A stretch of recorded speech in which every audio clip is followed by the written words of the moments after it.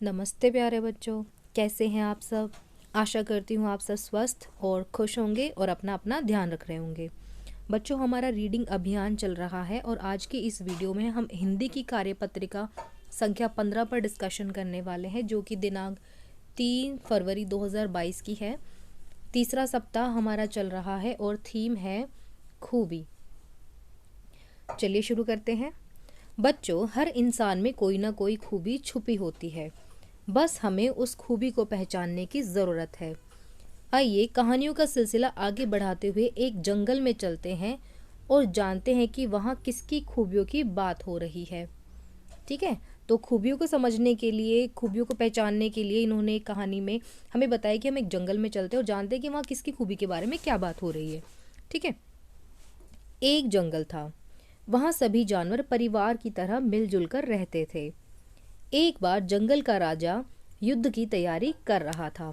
तो जंगल का राजा कौन होता है? शेर। ठीक है, उसने सभी जानवरों की सभा बुलाई, जिसमें हाथी, हिरण, भालू, बंदर, घोड़ा, गधा सभी आए।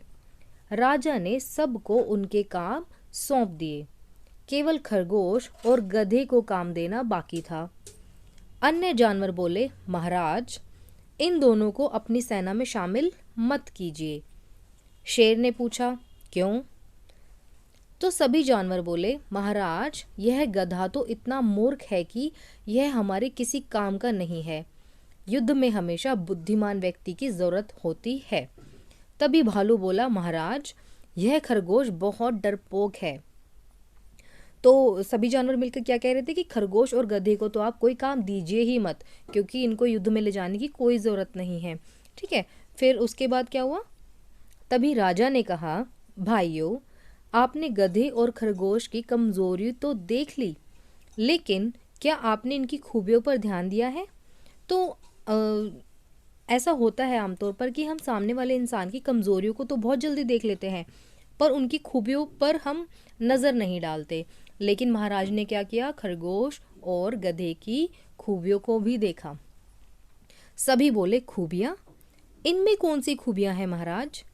तो राजा ने कहा, गधा इतनी तेज आवाज में चिल्ला सकता है कि मेरी दहाड़ भी उसके सामने हल्की लगेगी, और खरगोश के जितना फुर्तीला तो कोई हो ही नहीं सकता।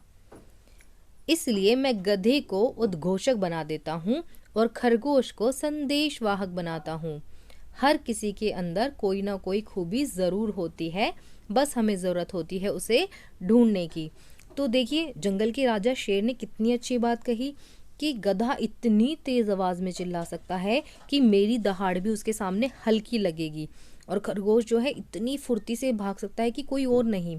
तो राजा ने कितनी समझदारी से उन्हें काम दिया कि गधे को तो उसने उद्घोषक बना दिया, ठीक है, ताकि वो जब जोर से चिल्लाए तो सबको सुनाई दे, और खरगोश को संदेशवाहक बना दिया, यानी कि अगर कुछ बात है कि युद्ध पर रोक लगा दो या फिर दुश्मन आने वाले हैं, ठीक है, तो इस बात को सबसे ज़्यादा तेज़ी से भागकर हम तक पहुंचा सकता है कौन? खरगोश। तो हर किसी के अंदर कोई ना कोई खूबी ज़रूर होती है, बस हमें ज़रूरत होती है उसे ढूंढने की। तो ऊपर दी गई कहानी को पढ़कर निम्नलिखित प्रश्नों के उत्तर दीजिए। राजा की सभा में कौन कौन से जानवर आए? तो यहाँ देखिए, राजा की सभा में कौन कौन से जानवर आए थे? राजा की सभा में हाथी, हिरण, भालू, बंदर, घोड़ा, गधा, खरगोश सभी आए थे। युद्ध के लिए खरगोश और गधे की किस खूबी पर उन्हें चुना गया?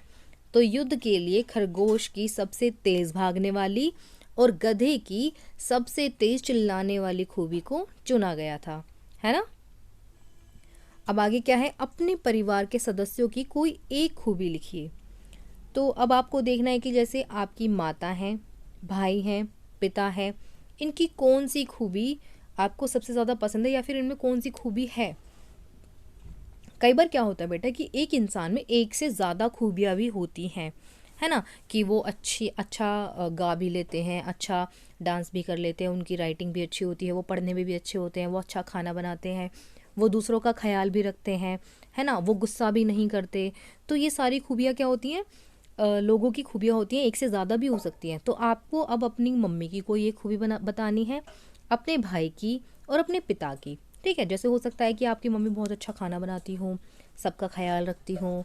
ठीक है, आपके भाई की लिखाई बहुत अच्छी हो, आपका भाई पढ़ाई में बहुत अच्छा हो, आपका भाई मैथ्स के क्वेश्चन बहुत अच्छे से कर लेता हो, और आपके पिता कि आपको हर बात बहुत प्यार से समझाते हों, है ना, आपके पिता बहुत अच्छी चित्रकारी करते हों। तो ये सब खूबियाँ होती हैं। अब आपको ढूंढनी है कि आपकी माता में क्या खूबी है, भाई में क्या खूबी है और पिता में क्या खूबी है, फिर इनको लिखना है। ठीक है, आगे बढ़ते हैं। आपको ये पिक्चर दी गई है, इसको देखिए। ये हमने इंग्लिश में भी की थी, है ना। तो इसमें देखिए और गेस कीजिए कि ये लोग आपस में क्या बातें कर रहे होंगे। ये आपको सोचना है, ठीक है। उसको फिर ऊंची आवाज़ में बोलना है और अपनी कॉपी में उसे लिखना है। तो ये क्या बोल रहे होंगे, क्योंकि ये थोड़ा सा उदास बैठा है ना। तो इनके पापा क्या कह रहे होंगे कि बेटा क्या आपको मज़ा नहीं आ रहा। तो इसने क्या कहा होगा, नहीं नहीं पापा मुझे तो बहुत मज़ा आ रहा है ना। देखिए कहीं यात्रा कर रहे हैं और आसपास कितनी हरियाली है ना। इसने कहा नहीं नहीं पापा मुझे बहुत मज़ा आ रहा है। और ये जो है इन्होंने कहा होगा, अरे बेटा बस हम 10 मिनट में ही अपने घर पहुंच जाएंगे। ठीक है, तो ये थी बेटा आपकी आज की हिंदी की कार्यपत्रिका। आप इसे अच्छे से करेंगे, कहानी को अच्छे से समझेंगे और कहानी को अपने शब्दों में अपने परिवार के किसी भी सदस्य को सुनाएंगे। ठीक है, और उनको भी क्या बताएंगे कि हर इंसान में कोई ना कोई खूबी ज़रूर छिपी होती है। ठीक है, और आप भी कोशिश करेंगे कि आप अपने दोस्तों की, परिवार के सदस्यों की कमज़ोरियों पर ध्यान ना दे के उनकी खूबियों पर ध्यान दें। ठीक है बेटा, तो ये थी आज की आपकी कार्यपत्रिका, इसे आप अच्छे से कीजिए। थैंक यू बच्चों।